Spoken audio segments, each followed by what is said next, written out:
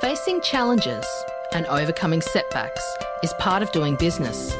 Whether you have the expertise to survive them or not could mean the difference between success or failure. Welcome to We Are Women, featuring revealing conversations that provide invaluable insights into the success secrets of female masterminds. A must listen for every entrepreneurial woman. Now here's your host, Janine Vosper. Hi, it's Janine Vosper and welcome to this episode of the We Are Women podcast. I have Angela Richardson with me today. Now, Angela is a Master's Qualified Leadership and People Performance expert with over 25 years experience in advertising, mentoring, coaching leaders in HR, governance and change management. Angela is experienced in manufacturing, transportation, government, non-private sectors in Australia and the US. So there's a ton of experience there that we're going to actually draw on this morning. As the founder of Eucalypt Consulting, Angela's mission has been guiding organisations through the people side of workplace transformation and growth.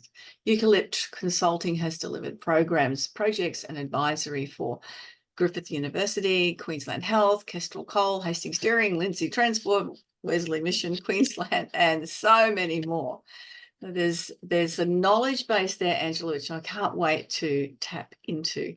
She is a board chair on Private Independent School, and Angela is a member of the Australian Institute of Human Resources, a member of the Australian Institute of Company Directors, and AHRI HR Technology. It's obviously something. It's okay. And Analytics Forum Coordinator. Angela lives in Charlotte Park in Logan and works across Brisbane, Gold Coast and Logan City.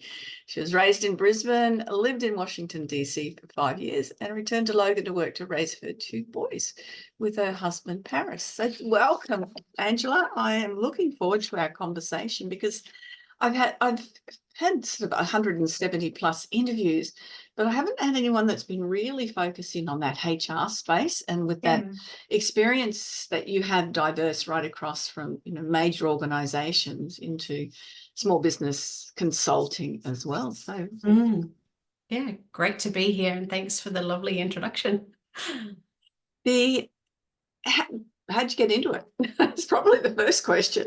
So way back when I was trying to pick a career, I realized that I started with a passion and love for psychology, and when I started at university, realized I didn't want to go down the clinical path, but I really loved the whole concept of organizational psychology. So how do people work at work? Like how do we get the best out of people? How do we create great workplaces and teams where people do their best, can be their best. And I ended up, I kept on studying and did a master's in that. And then I met a guy and we got married, and I went overseas for a little while. And when you're doing organizational psychology, probably one of the key areas to get experience in is human resources, because there's some linkages there to human resources functions. So it was a great entree into the workplace and how, I was just out of university, so I didn't really know too much, but how organizations work and the people side of that, really. So I spent the majority of my career in human resources, but probably towards the latter of my career, I moved more into what they call organizational development, which is, leadership development, change management, what else? Capability development. So all of those, succession planning, talent management. So all of the kind of proactive things that you can do in organizations that relate to people.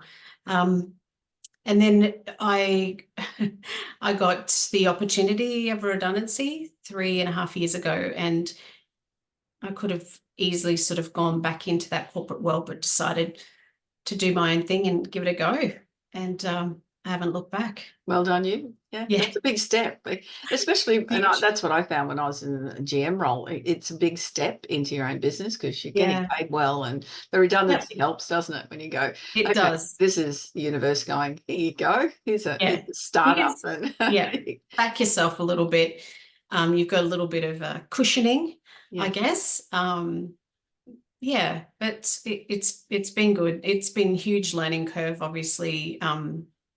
It's very different, as you talk about in your podcast all the time. The difference between, a corporate environment and running your own business is huge. But I was excited by the challenge, actually, to learn something new, because I felt, not that I know everything about human resources and change management, but I felt I'd, hit a bit of a peak around that, and this was just something totally new to sink my teeth in. and stepping into your own business, it does give you the freedom to, Yeah. especially you've got a couple of children, Angela. Mhm. You said, Yeah. how old? I've got a 19-year-old and an 11-year-old. Okay, so yeah, you've still got one yeah, that's around. yeah. Another 5 years. But who's counting?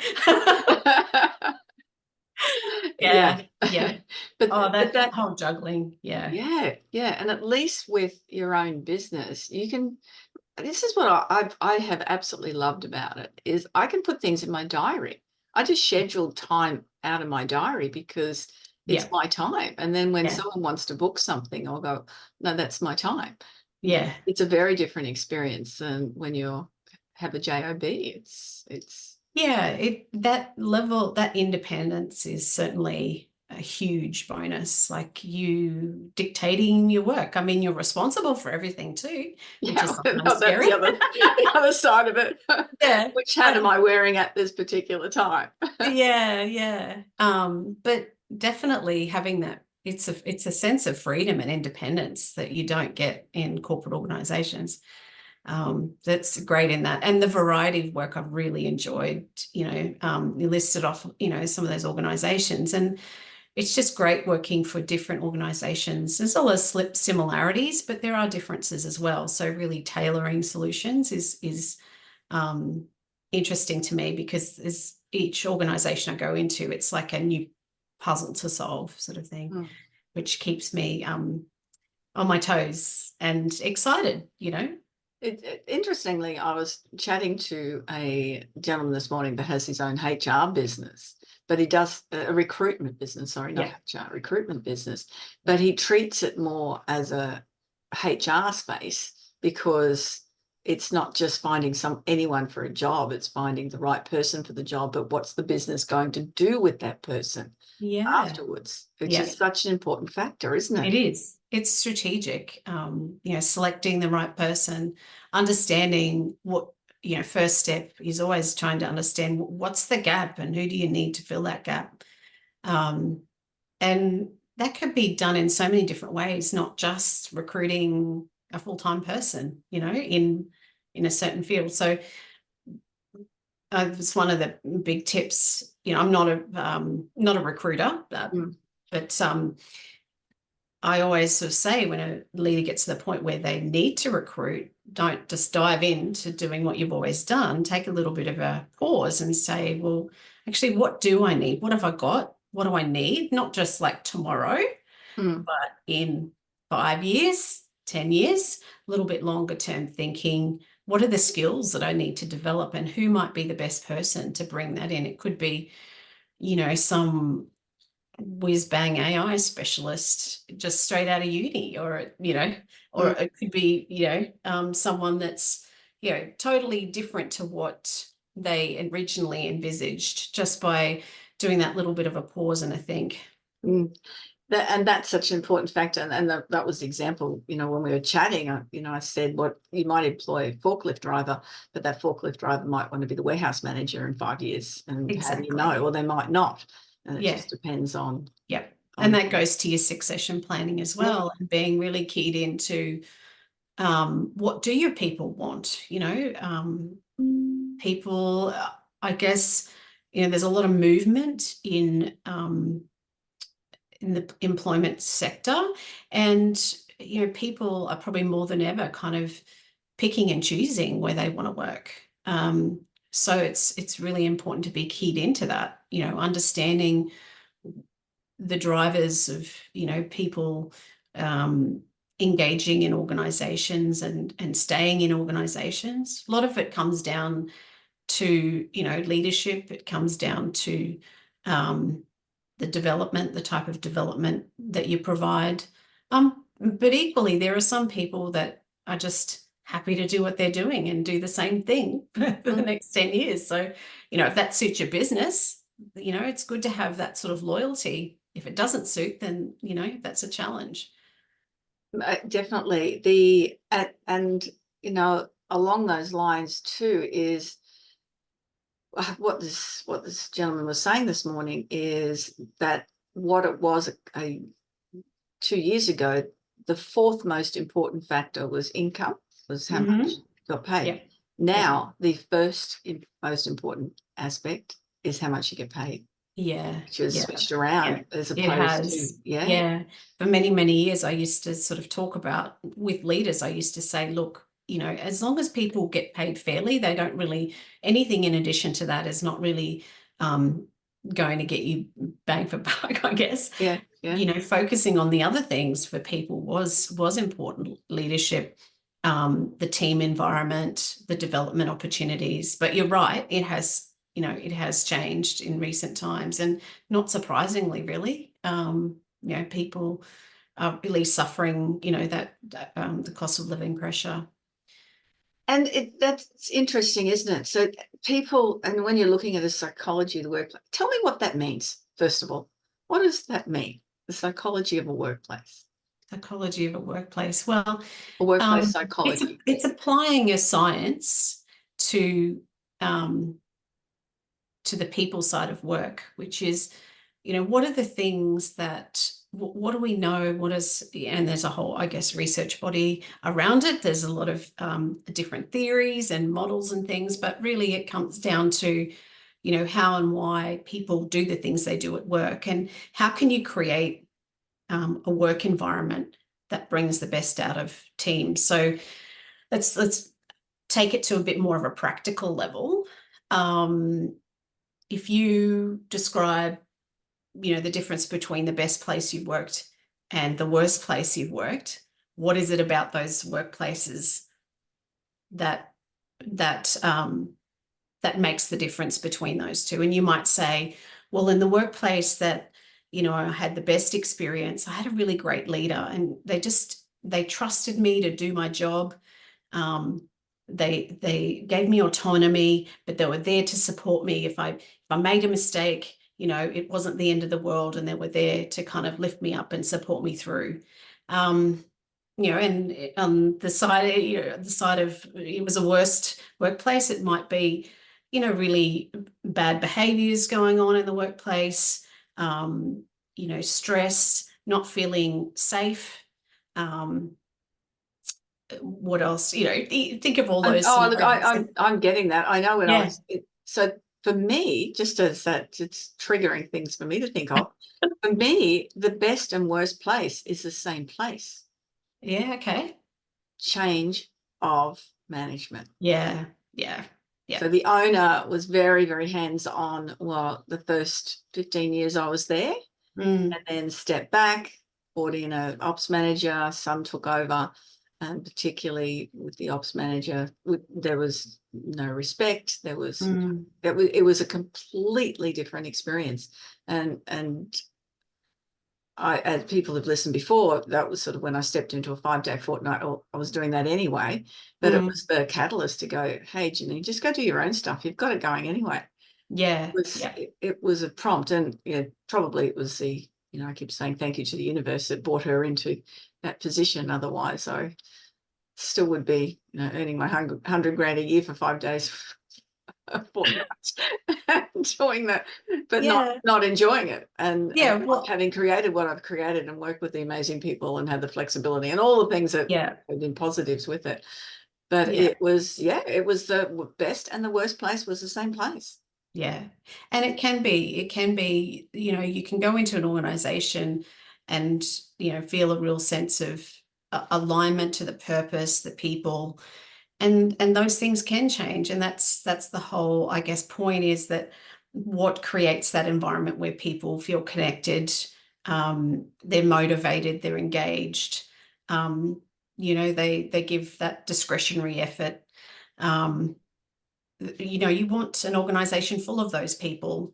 So how do you create that? And yes, leadership is absolutely key. And there's a lot of work that I do in the space of coaching, guiding, advising leaders in that space, because it's not, you're not born a good leader. You might have some good, role models as you're growing up, and you might have a good sense of what it all means. But for many people, it's like when I stepped out of corporate, from corporate to running my own business, that's a whole different skill set.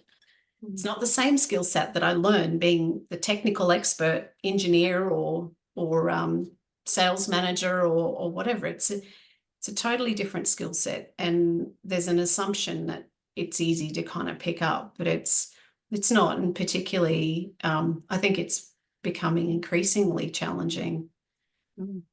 And one of the things, we're talking psychology. One of my favorite topics is like personality profiling, understanding people and why they make decisions that they do. That's such an important aspect, isn't it? It comes down to understanding each other, because we know that diversity is great for organizations, but what it brings diversity, which means we actually need to stop and get to know each other better. And those there's lots and lots of different personality, and some are sort of a little more credible than others, but at the end of the day, if you could use lots of different tools to just start that conversation about this is the way I like to work, this is the way I like to communicate, this is these are sort of these are my strengths in terms of skills and abilities, or these are the things that I'm passionate about inside and outside work, not just sharing a little bit of yourself, but also getting to know your colleagues on that personal level is really helpful when you're needing to rely and work with each other to get things done. Absolutely. In one of the personality profiling, I'm quite choleric, which is, for those that aren't aware, it's make decisions quickly.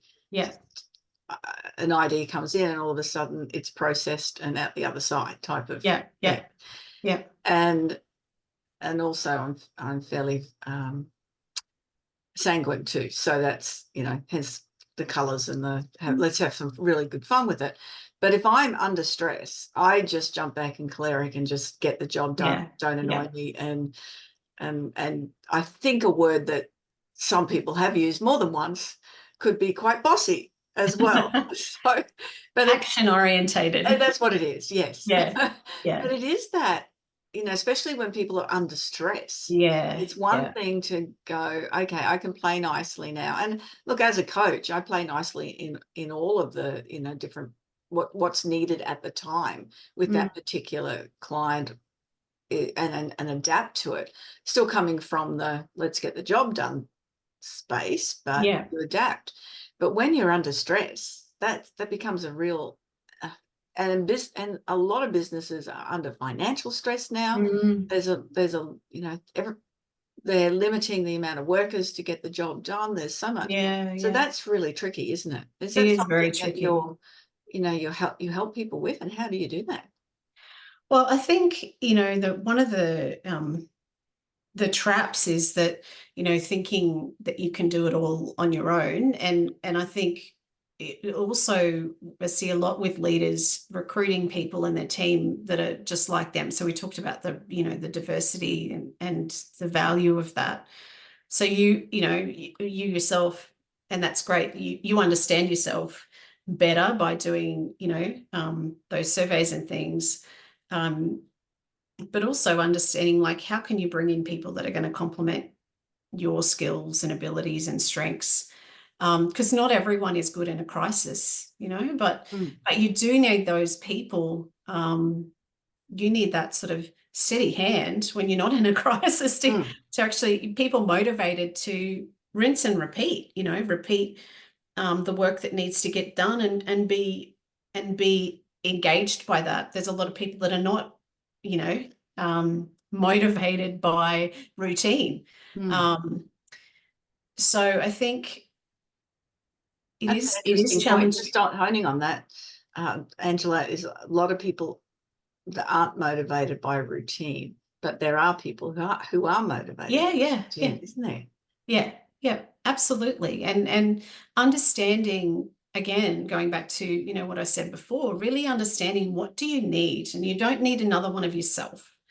You need. My husband keeps saying that, Even though, I thank do. goodness we don't have two, although he'd get a lot more things done. That's right. You wouldn't be playing, there's a saying out there around, your biggest strength can be your biggest weakness, right? So, your strength can become an impediment to you, depending on, overused strengths. You're really good at something and you keep, and I've seen it many, many times in organizations. So you've got to know what your strengths are, yes, and you've got to bring other people in that complement your strengths. And that sort of, you'll each have different strengths and weaknesses depending on where the organization's at. So again, it's really important to understand what you need, what do you actually need when you're recruiting for a role, and learning to let go, even though it is hard for businesses under, financial pressure to want to invest in people, but it's actually the time you need to do that. It's the time, whilst you're in crisis mode, who's doing the strategic planning for your business? Who's setting, the next quarterly goals, 6 months, 12 months, if you're doing everything? It's knowing how to delegate well. That, it's something. It's really interesting. In some places in my life, I'm very, very good at delegating, and there are more in places where it's more volunteer roles, and I'm mentoring, enabling people to do different roles. That I find for me, it's, as I said, I've got much better in the last 10, 15 years, but look, just get the job done. It's not that I thought I could do the job better. I'm not a perfectionist. I want to discuss perfectionist behaviors with you as well. But it's more like, look, it'll take me 5 minutes. It's going to take you 6 hours. Let's just do it. It's an interesting concept, isn't it? And it's not, and that's just my personality. Whereas, other people might need that whole creative flair to be around them to get something done, or others might perform better if they're in a group to do it, and others give me solitary confinement and I'll go through the steps. Smash it out. I have the same challenge as well, is, when you're building, you've got a team and you're building their skills, like, it's painful to watch people struggle. And I think it's a part of my helping side. Like, I really just want to help, but, I'm not helping them by doing it for them. I've got to remember that, remind myself of that, because they need to learn. The only way they're going to learn is by doing. So you can coach them, you can, provide the feedback, you can sort of help them explore, but, they're not going to learn unless they're doing. So the more you do for them, the less they're going to learn. But it is hard, you just, and that you could do something, in half the time, and but got to let go. Absolutely. And that's really hard for perfectionists, isn't it? I'm just and I've struggled with that, and I've many years coached a lot of in particular women around perfectionism, and I've gone on a journey. Like, I'm not right down the end of the scale anymore, but I've worked on myself enough to kind of get to the point where it's not a focus as much, But, you get into old habits, and I think it's when you're under pressure, you do get into that kind of really almost like black and white thinking, and it has to be a certain way. So stopping and reflecting on that, stopping and reflecting on what am I trying to achieve? What's the bigger goal here? What's the outcome that I want? Because the outcome's not going to change whether, that font is exactly the same, or, the lines are straight or whatever. It's and reminding yourself of that. What are you actually trying to achieve? What's the bigger picture here? Because you're not going to be achieving it, or achieving it in an efficient way, which, when you're running your own business, you don't have hours and hours and hours of time, unless you're happy to be working for free, to spend on perfecting things. No, so for yourself as a recovering perfectionist. Yes. How do you, what tools or techniques did you use to not, because I know perfectionists, and it's so hard to let it go. It is really hard to. And there's an impact. There's a psychological and physical impact, in fact, and studies have shown it. So it's not healthy. It's not healthy for you. And on top of that, you're not actually achieving what you set out to achieve anyway. And I guess thirdly, if you lead a team, you're causing stress and angst unnecessarily for your team as well. So what do I do? It's like that song, let it go, let it go. You do one have of those to let it mantras. go. I think let things go. What I said before, which is to start with the end in mind. So before I start a piece of work, really be clear in my own mind, and with the client or whoever I'm working with, what are we trying to achieve here? And focusing on what does good look like, and making sure, because what good looks like to me is not necessarily what good looks like to whoever I'm helping. Well, so that's the thing with what is perfect. Yeah, exactly. And, I've got, for certain things like, PowerPoint skills, for example, I've got this, idea in my head of what something should look like. Now, my client or the person I'm working with doesn't have any of that, or has a totally different view. So understanding, what looks good to them, and working to that versus my own standards is really important, because anything in addition to what is success to them is wasting my time. That sounds a bit harsh, doesn't it? But oh no, you're absolutely correct, and that's something. Oh, I could do a whole conversation about how much time people waste by giving away too much time to clients, or too much spending hours and hours planning for 1 hour of training, or and not adding any value with that additional work, because it's over, and this is related to perfectionism. It's over engineering, and I do have a tendency to do that sometimes too. I think the other key trick is to have people around you that can pull you up when they can see you doing that. And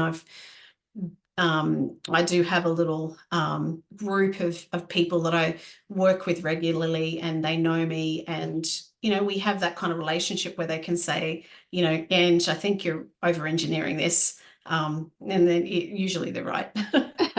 Take a step back. Yeah, people don't say that to me. But and I think that part of it, I do believe, is confidence in your capacity and ability to do what you're saying you're going to do. Yeah. You find that, so if I'm doing speaking anywhere, of course I'm going to prepare what the outcome is for the audience, and why I've been hired to do that. Yeah. But it's now, because I know, okay, I can just do it, and whatever I'm training on it's stuff that I know and can deliver well. So I don't have to overthink it or just, and it's not winging it. It's just, so I think that would have to help. I don't know, because it's not. Yeah, there's definitely a link there to confidence. And that's, I've learnt to wing it a lot more. Yeah. Trust yourself that you've got the skills and you can do it. Again, that's something that a lot of women struggle with, is that confidence. I've always been confident in things that I've done at least once before, but it's things that I do new that really, turn me inside out. I had to speak for the school that I work for as a board member. I had to speak at the Year 12 graduation last year, and I was like, turning myself inside out, worrying about that event and how I was going to look and what I was going to say, and it was nerve-wracking, but to sort of counteract that, I got someone who is an expert at public speaking, and I had her coach me for a few times, and we worked out some sort of fallacies and mindset issues I had with the whole scenario, and it worked out really well in the end. And now I've got to do that again this year, but I haven't been worrying about it all this year. So yeah, it's that first time that always gets me. It's And mentioning that fallacies in your head, that's that imposter syndrome. That it's actually not a syndrome. I spoke to somebody, and it's not a syndrome, but it gets called that now. Yeah, it became popular terminology for it. But it is that. Yep. That I'm not good enough to achieve this or do this. Or in my mind, who's this woman who's not got an education background coming, as a board leader for a school, and who does she think she is? Like, she doesn't have any background or experience in this. How is she adding value? So all that sort of mindset and self criticism all comes to the fore when you're feeling stressed about things. So, doing that work to reframe all of that is really important. One of the most important things that I learned out of that was to be yourself, to be genuine, and to not try and be someone else that you think that people are looking for. Yeah. That's probably the best advice you could give anyone, is there's only one of you. Yeah. And be that authentic you in what you do, because that's who and what people can connect with. Yes, that's right. And I think I was able to do that, which is good, because the end of the day, I do add value, and there's lots that I bring that is different, to that board. So it's just about shining that through, and letting people know that.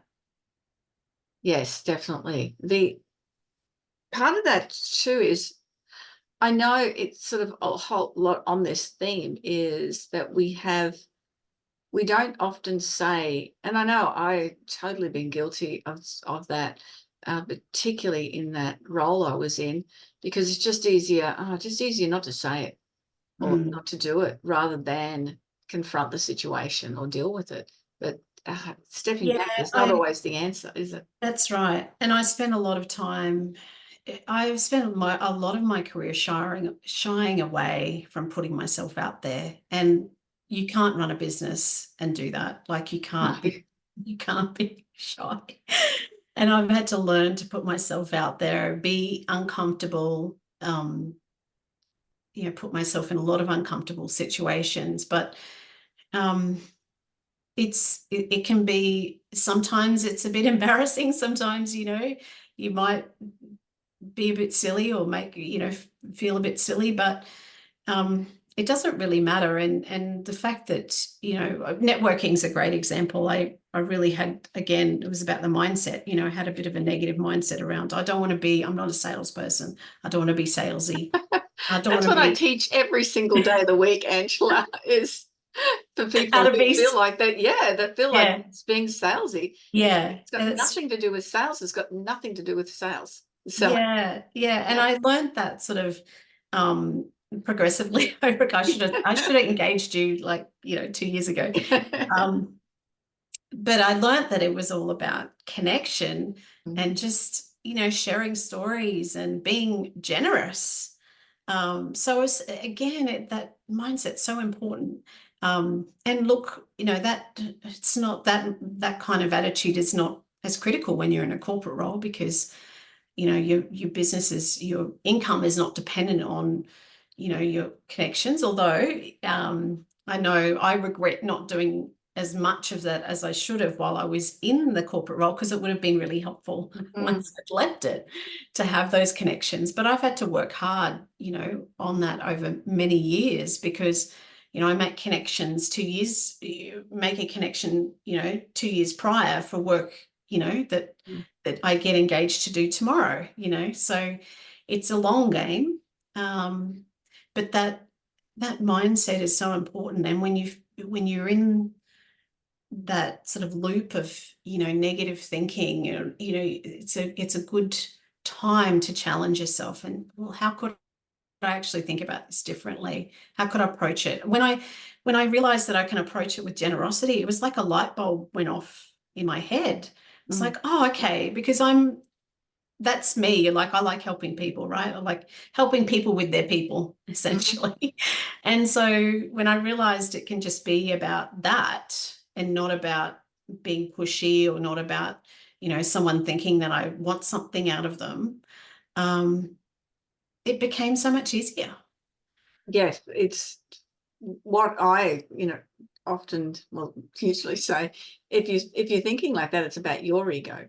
Because if you're in a role and you've got an idea or a product or a service that's going to help people make their life easier, change their lives, then it's really just your ego getting in the way of you sharing that information. Yeah, that's a good way of putting it. Yeah, yeah. Why would you want someone to not know about you, go to someone else that doesn't help them anywhere near as much? Suffer unnecessarily, right? Yeah, absolutely.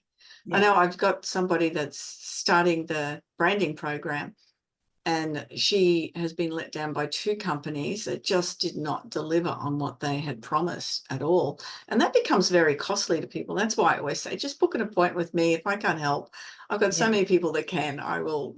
So they're not just a random referral. They're people I know, and I know that you get the value out of it, because it's such a disappointing space when people particularly are stepping in their own business. It's quite, you need to get those extra skills. If you're not skilled in speaking, then you need to get those skills. If you're not skilled in sales or HR or whatever it is, you need to employ people, or you need to learn yourself. But when you're working by yourself, you've got to take on all those roles. So while you're doing that, you really do need to get expert advice on how to do 100% it. But to get the right advice with the right people, it's just, I heard 2 stories this week, and it's really distressing, where they've invested a lot of money that they really don't have, and just not going to get what they were expecting. So it's finding a good coach is really important, I think. I worked with someone last year, and she was able to kind of shift me from that. Was a lot of the contracts that I was doing were more subcontracting, and I wanted to get into that direct contract space. And part of that was she helped me shift that mindset. And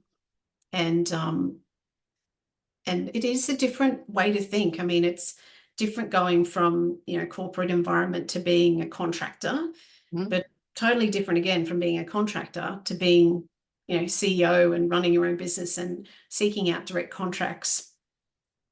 And, you know, because it's all about you, it's all about the brand, your brand, not somebody else's brand. So again, And I felt like I needed that little boost, and that's, it served me well. But, when you feel like you're not skilled at something, then get skilled at it. Read, lots of reading, lots of listening to podcasts, and getting the expertise to help you, from a coaching perspective. I think are definitely really valuable, because you could be, floundering in something for 6 months, and really think of all the lost opportunities in a period of 6 months when you could have got great advice within a few weeks and really, changing things around for yourself. And one of the things, if we're talking about mindset too, one of the things I find with women compared to men, and it's interesting because I market to women. I have the We Are Women podcast. I have We Are Women mastermind group. I won a major international coaching award for coaching women, and out of my private clients at the moment, 80% are men. Yeah, it's really an interesting space. But why do you think that is? Because men will go, I need to fix this, and they will invest in themselves. Yeah. That is where I'm seeing the big difference. Whereas women have to ask permission, or feel like they have to ask permission, or oh, could this money be going somewhere else into family resources, as opposed to, as you just said, the difference it might make in 6 months, that you don't know what you're stepping into by investing in yourself. But that's the main difference. I find that all the time. Men with small businesses where I go into as well, it's the same deal. Women don't put themselves first, traditionally, and when it comes to running a business, it's you do need to put, I mean, if you're leading your organization, your skills are the most important. Skills and capabilities are the most important in the business that you're running. So if you haven't got the right skills and capabilities, then you need to work it out somehow, and build them in. There's lots of different ways to do that, but having a coach is one great way. And lots of people I found over the years often get promoted into roles that they don't have the skills for. They might be the top leading salesperson, and then they get promoted into the sales manager's role, which is a totally different position and expectations and outcomes. And that doesn't suit them, and they flounder, and then they leave, which is things I have seen before. I mean, how does a business really, because if someone's doing something well, you want to reward them with some form of, not just financial reward, but something to recognize they're a senior. I know medical does it quite well in the hospital system, and also universities do it well also, because they'll still be practicing law, or they'll still be doing the surgeries, but they just have a more responsible position. It might be mentoring or something. So what you're talking about is kind of like there's a leadership pipeline, and then there's a technical pipeline, so that people can move up an organization or move into seniority, I guess, without having to lead a team. And organizations that do that well recognize or have in place structures that allow that to happen. They can get the seniority without leading people. I mean, the other side of it is that it's not, if it is a different skill, but it is teachable and learnable too. So it's about setting, when you're putting someone who hasn't ever led a team into a leadership role, support them, set them up for success. Hopefully, ideally, you would have given them some opportunities to try it out first. You would have maybe done some coaching or training with them in advance, or provided support in the early days of a leadership career. There's lots of that first shift from being a team member to a team leader is a critical one, because it's, there's so many things to learn at that first step. And then there's kind of a step to more of a middle level manager, and then another step at that executive level. They're all different skills, stepping stones, but be mindful of the skills that you need and the gap that exists, and from a personal perspective, seek it out. From an organizational perspective, support people in that journey. And it's okay if we support you and it doesn't work out. That's okay too. You've given it a go. It's not a failure if you decide that leadership's not for you. I remember when I stepped, and so that, there's a difference between leadership and management as well, which we go into. But I remember when I first stepped into leadership roles, the expectations of my colleagues, who I was in a similar role as them and then stepped up, it was really interesting, that change in dynamic.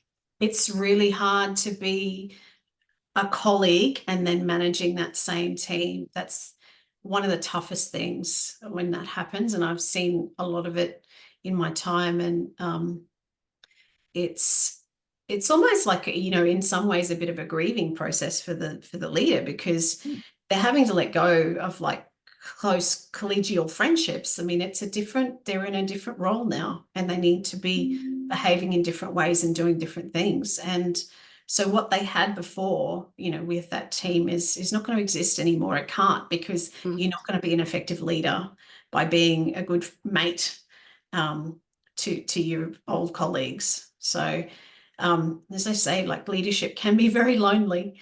And you've got to create your own sort of network at that level, And that was very interesting when I stepped into it, because there wasn't anyone else at that level. There was only owners of the business, and then you. So it was just what worked for me, I think, was my capacity to fix problems, and their interaction with other departments within the business, because everyone within different departments has a different agenda and expectation. And that's that role. That next level up is about looking across the organization and smoothing the paths for your team to be effective. It's your primary role is to enable your team to be the best that they can be, and you've got that helicopter view, you've got that view above, and you're working with your peers, and you can see that high level issues and problems. We do something over here and it affects something over here. And that's the benefit of you being at that level. And you've also got the experience and the knowledge of, the broader system. So there's a need and a benefit to that. But you do need to let go of what you used to do, which is hard. It's certainly, I'm glad you said that it was the hardest thing, which is really interesting. And just on a different point as well, when you mentioned the word grieving, which is when I left, and I don't know whether you experienced this when you left corporate and into your own business. After a few months, I just went into a funk for a couple of weeks, which is very unlike me. It's usually get up, get the work done, and move on. And it was a funk is the word I used to describe it. I couldn't figure out what it was. And then I had a realization that it was grieving the company at work, the connections in that workplace. There's a comfort, there's a familiarity, and going from, I think in particular, going from a corporate environment and then running your own business, which again can be a lonely place. And so unless you're being very overt about it and being planned about, connecting with people, it's all up to you. Nobody's going to be ringing you and saying, "Hey, Angela, how's it going?" In some ways, and I saw in the organizations that I worked for, worked with, there were a lot of redundancies over many years, and we had a little bit of a joke, like as soon as someone realize that you're exiting the business, so we're kind of dead to you, right? It's just like, well, let's move on to the people that can help me get what I need to get done. Like you're no longer relevant, and it's not in a mean way. It's just it's in a practical way. You're not going to. My relationship with you is not going to help me get my job done anymore, and so. That feels really funny. It feels really funny to be, cut off, so quickly. And yeah, it's like any change, it's a grieving process. It's that what I had is no longer. And it's quite normal, which is something very that normal, people don't very understand. normal. Yeah. And it's about then defining, well, what's important to me going forward. Like, for relationships, and your work colleague relationships are really important. And this is something I've actually gone through myself as well. One of the main things that I missed in the first couple of years of my business is having a team. And so I've been able to slowly kind of, develop, get into a position where I do have a small team now, and it's great. I love working with people. I love collaborating, and I really miss that part of being in a workplace. And that's such an important factor. For me, it's mastermind and networking. The networking is a great space to build those connections, and just feeling, because I'm an outgoing extrovert as well. So there's only a certain amount of hours that I'm going to sit in front of the computer at home. Yeah, I'm not an extrovert, but I have moved down. I was probably an extreme introvert as a child, but right. And in my 20s, but I've moved down towards the extroverted, and being a lot more comfortable with it and enjoying it, actually. But I can only go so far, and then I need to have my own space and be back in front of the computer again. My space is getting away and sitting in front of a campfire. Nice. And just enjoying that, which I'm going to be doing this coming weekend, which is awesome. Awesome. Yeah, love being out in nature. Such an important part of life and well-being as well. Oh, definitely. When we finish up these, we look at 3 takeaway points. So we've covered so much, Angela, and it's been of such high value to listeners. What do you want people to remember? Well, I think there's a couple of things that we've covered. We talked about perfection. So my little mantra is progress over perfection. So I'm not sure who coined that term, but you can own it. It's good. Yeah, it's perfect. 3 words that says, look at the bigger picture, and look at that overall value rather than the minute minute stuff.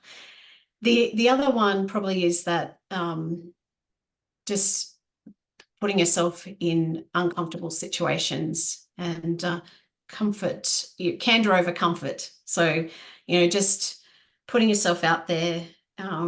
If I spend a week and I've just not put myself out there in any way, I need, it's time to do something new, different,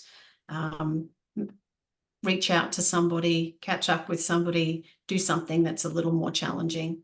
And probably the third thing is about that connection with others. Certainly running your own business is all about connection. It's all about, connecting with people. And it's not, as we talked about before, it's not about me selling you something. It's about just me understanding businesses, what their challenges are, and helping them in some way. It might be connecting them to somebody else within my network that could help them, or connecting them to information. I'm a really big reader and researcher, and I love to, share a little model here and there with people, say this might just get you over this hump that you're experiencing, or solve this little problem for you. So, and that, it's not only great to have that philosophy, as a business owner, but just personally feeling like you're putting something positive out in the world, serving some sort of purpose, even if it's small. Yeah, they're all such important factors. Angela, how can businesses get in touch with you? Well, they're not actually businesses. How can people get in touch with you? So we've got our website, www.eucalyptconsulting.com.au, or they can email me, angela@eucalyptconsulting.com.au. Often people say eucalyptus, and it's not eucalyptus, it's eucalypt. How did the name come about? I live backing up to Daisy Hill Forest and in amongst the eucalypt trees, and I was looking to have a link. So when I started the business, for me it was all about my own personal growth, but helping organizations grow, and not just getting bigger, but growing their people and maturing. And so I wanted to have some sort of link to that. And I wanted the color green. That was because I'd worked in organizations that were very orange and red. So I was like, green is going to be my color. And now I got to pick some words that match all of that. So yeah. Yeah, excellent. No, it's lovely. Thank you so much for your. That's all right. Thank you for having me. I've really enjoyed it. Yeah, that's great knowledge, and time goes quickly, doesn't it? It does. It certainly does. And there's a whole lot of value on that. So thank you again. You're welcome. And remember, you can contact Angela through eucalyptconsulting.com.au. You got it. I was so tempted to put the eucalyptus on. No, I put the other in your mind. You did. And that's another episode of the We Are Women podcast. Thank you so much for joining us. And remember, if you've got any questions, if you are looking for, starting a business, or you're in business and you're looking for some more ideas, go to JanineBosper.com, book a strategy call. And as I say, every time, if I can't help you, then I know a lot of people who I can refer to you to do exactly that. We look forward to you joining us next time on the We Are Women podcast. Bye-bye for now.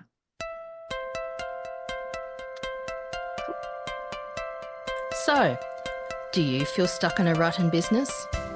Visit speechperfect.com.au and download Janine's free ebook to avoid the 5 most common stumbling blocks women face in business. It's jam-packed, full of tips to overcome the barriers that could be holding you back from the success that you dream your business will be. We would love you to leave a review of today's episode and share this podcast with other women in need of entrepreneurial inspiration. Subscribe to the next episode now and join the We Are Women community.